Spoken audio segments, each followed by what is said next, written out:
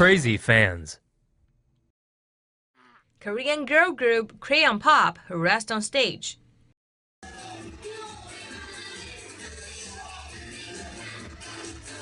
The Korean girl singing group Crayon Pop recently performed at an event in Korea. It was there that a crazy fan wearing a hoodie decided to go on stage and hug Choa, a member of the group. What's worse, he had a creepy smile on his face the entire time. Security pulled him off the stage immediately. This wasn't the only time such celebrities have been attacked by crazy fans. 2 years ago, the pop group Girls' Generation was performing when one weirdo rushed up to one member and dragged her away. Fortunately, another member of the group and the host of the event stopped him. This next case is equally freaky. In February, this model was being filmed for a show when a stranger ran into the studio and tried to approach her. Luckily, the host stepped in to protect her. Shocking footage of Mexico fan who jumped from cruise ship. Brazilian authorities have released footage of what they say may be the man who fell from a cruise ship carrying 3,500 Mexico fans from the city where their team played Brazil. The Mexican man, identified as Jorge Lopez Amores, was partying on the 15th floor deck of the MSC Divinia cruise ship as it sailed from Fortaleza in Brazil on Wednesday. Witnesses say he was drunk and excited about Mexico's success in the tournament. He reportedly cried, "I'm so happy that I can fly, look at me," before jumping from the ship and falling 50 meters into the ocean below. Shortly before he went missing, Amores posted a video of himself jumping into a jacuzzi on the ship's deck with a headline that translates to "Man on the Water." Amores had reportedly won a package to the World Cup, which included the cruise, and was talking to an attractive female journalist when he jumped. Brazil's Navy is searching for the 28-year-old Amores, but the chances of him being found alive are slim. Get off the stage, boo! A Britney Spears concert in Vegas was interrupted unceremoniously after a crazy fan just had to have a share of the limelight. The pop princess was in the middle of a show at Planet Hollywood when a man jumped on stage, did a front flip, and then made his way to the center. Someone from backstage tried to drag Crazy Pants away, but he threw the guy off. He then had to deal with Brit's backup dancers, who quickly rushed to keep the psycho away from their queen. Said queen was ironically singing her hit song, Crazy, and was oblivious to the commotion until two security brawns approached to escort her off the stage. In one video, the pop star's knees can be seen buckling a bit as she asks if the fan has a gun. The stage-hogging idiot, meanwhile, was held down by the dancers until security cuffed him and took him away. Fans were less than thrilled about his antics and can be heard calling him a certain unsavory body part as he was let out. Beyonce would have taken him.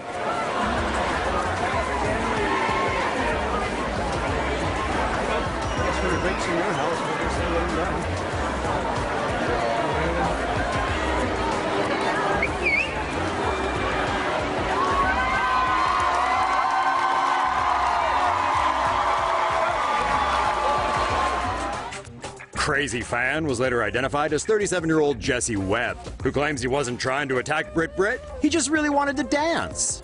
An usher had allegedly stopped Webb from dancing in his seat, saying the only dancing taking place would be on stage.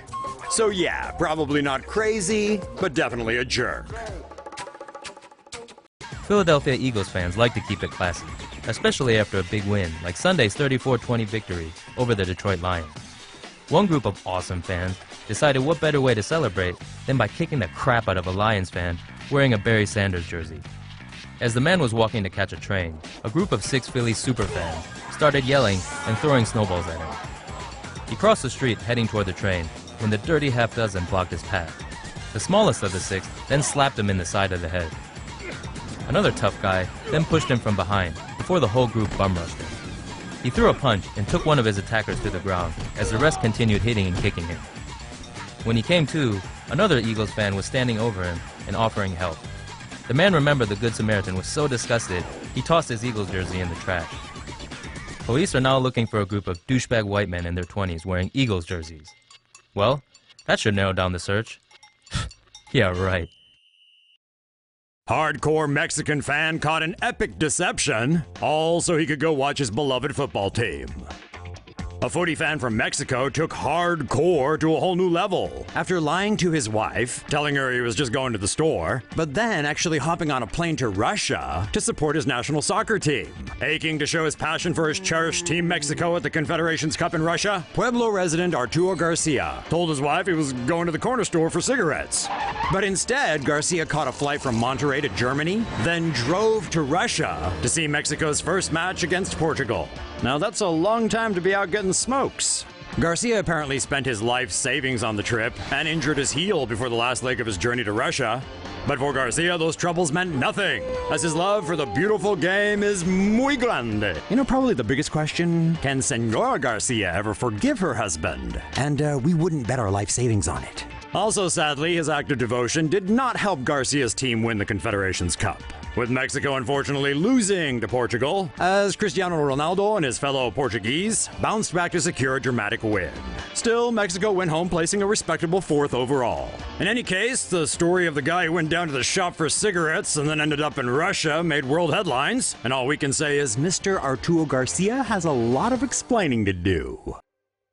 Seattle Seahawks fans are again the noisiest crowd in the world after breaking the Guinness World Record crowd roar on Monday Night Football against the New Orleans Saints.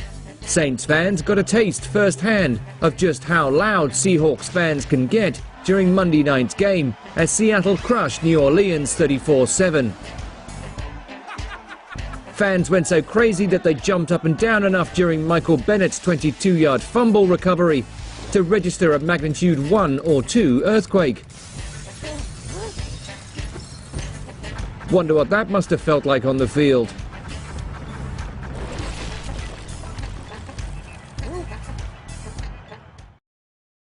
Japan girl group AKB48 attacked by saw-wielding fan at meet and greet event. 2 members of the Japanese girl pop group AKB48, Rina Kawai and Anna Iriyama, along with a male band worker, were attacked by a crazed fan wielding a saw during a meet and greet event. The incident occurred in the northern city of Takizawa in Japan on Sunday.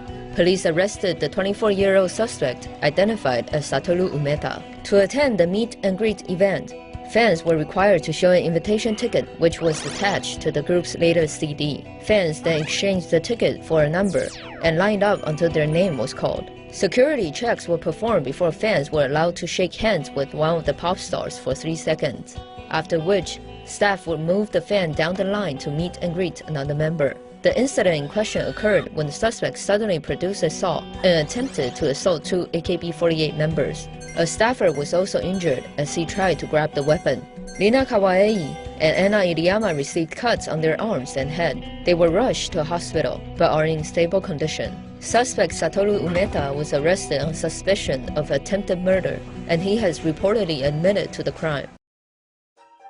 Do you remember this? But I'm the decider, and I decide what is best. Well, that was then. This is now. Today's deciders, 3 of them, distinguished themselves on Sunday when the first one, Jason Blount of San Diego, that's him there in the Manning jersey, decided to run up and down a street full of Chargers fans, gloating and bragging about the Broncos' 24-17 victory over the Chargers that very night. Smooth. Then, 2 more deciders, Michael Lopati and Asolele Tefilele, also of San Diego, decided Jason Blount was on the wrong street and needed to find out what Chargers fan shoe leather tasted like. The whole thing took place on Highland Avenue in National City, Chargers fans' unofficial party capital, where drunken Chargers fanatics have met to party since all the way back in 3 weeks ago. Anyway, the whole fight barely lasted 10 seconds, so let's break it down frame by frame like it's the Kennedy assassination or something. Here's Blount, weeble-wobbling his way down Highland Avenue. Until here, when Lopati and Tafilele, I'm not sure which because they don't have their names pinned to their shirts, swings and misses. Whiff! Notice the coming soon sign in the upper left, which refers to this. Haha, Mr. Blount, you didn't expect the Chargers to have 2 drunken violent fans, did you? Then there's a few seconds of the Chargers dudes feeding Blount so much shoe that they don't even notice the National City Police crawling all over them. Let's watch. Yeah, that didn't work out so well, did it? So all three got arrested, with Lopati and Tafilele charged with fighting and being drunk, and Blount, who incredibly was not drunk, charged with inciting a riot. High five, deciders! Cavs fan eats horse manure at championship parade. After 52 years of championship purgatory, LeBron James and the Cavaliers finally brought home some glory for the city of Cleveland. Upon winning the NBA title over the Golden State Warriors on Sunday, more than 1.3 million fans turned out for the downtown celebration on June 22nd. And as expected, some of them were so overcome with joy, they wound up doing, well, things like this.